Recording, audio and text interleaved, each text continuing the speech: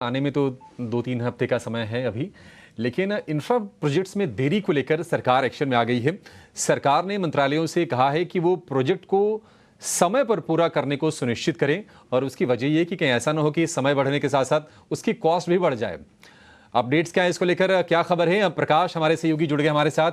प्रकाश बताइए क्या जानकारी है आपके पास?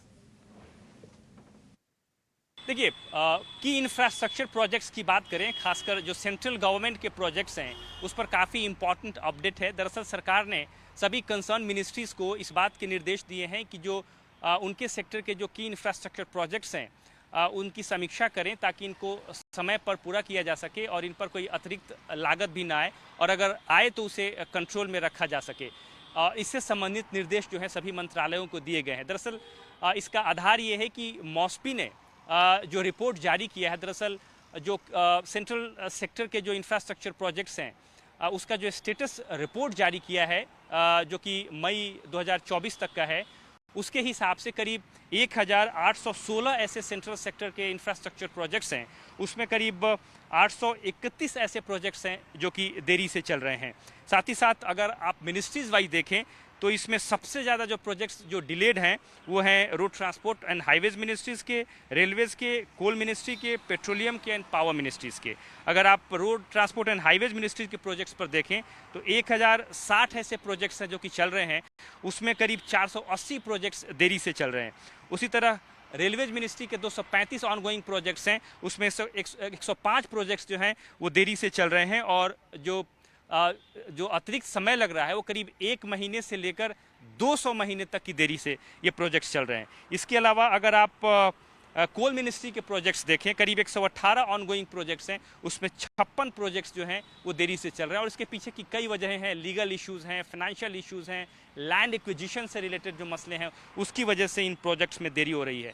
जो ओरिजिनल कॉस्ट है वो करीब करीब 27.5 लाख करोड़ रुपए का है अगर आप इन 1816 प्रोजेक्ट्स की बात करें, लेकिन जिस तरीके से ये समय की देरी से चल रहे हैं उसमें जो कॉस्ट ओवररन है वो करीब करीब 4 लाख करोड़ रुपए के आसपास अनुमानित है। लिहाजा मॉस्पी ने सभी मिनिस्ट्री से इस बात की गुजारिश की है कि वो इन प्रोजेक्ट्स की समीक्षा करें, उसकी रिव्यू करें ताकि इसको समय पर पूरा किया जा सके। ठीक है, शुक्रिया प्रकाश। तो निश्चित तौर पर सरकार ने बड़ा अच्छा काम किया है मोदी वन में, और मोदी सरकार की जो दूसरी इनिंग्स थी उसमें भी इंफ्रा को लेकर, रेलवे को लेकर बढ़िया काम हुआ है। सोलंकी जी, आपसे जानना चाहेंगे, देखिए पीएसयू जो स्टॉक्स हैं इन सेक्टर से जुड़े वो तो चल भी रहे हैं। रेलवे को लेकर हमने ही एक्सक्लूसिव खबर कुछ दिनों पहले दी थी कि जो बजट आएगा उसमें 3 लाख करोड़ रुपए के आसपास का आवंटन होगा, हमारी ये एक्सक्लूसिव खबर थी।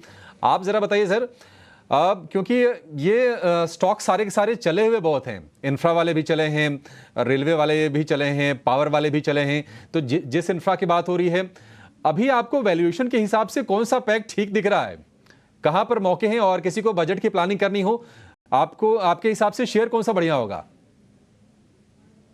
जी अभिषेक जी, और गुड आफ्टरनून।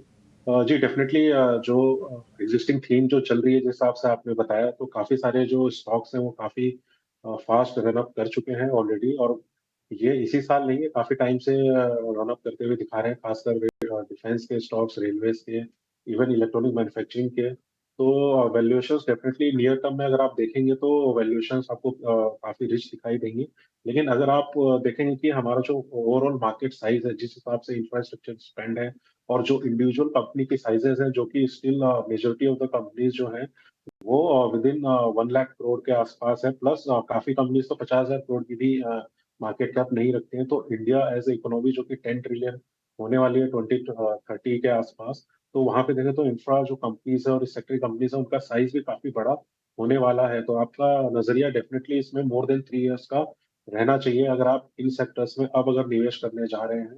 तो 3 to 5 इयर्स का नजरिया आपको लेके रखना ही पड़ेगा अगर आपको वैल्यूएशंस पे थोड़ा सा लॉन्ग टर्म रिटर्न्स में अगर आपको देखना है, डिस्पाइट रिच वैल्यूएशंस, तो इस हिसाब से आपको नजरिया रखना पड़ेगा। तो ये स्टॉक्स सोलंकी जी की तरफ से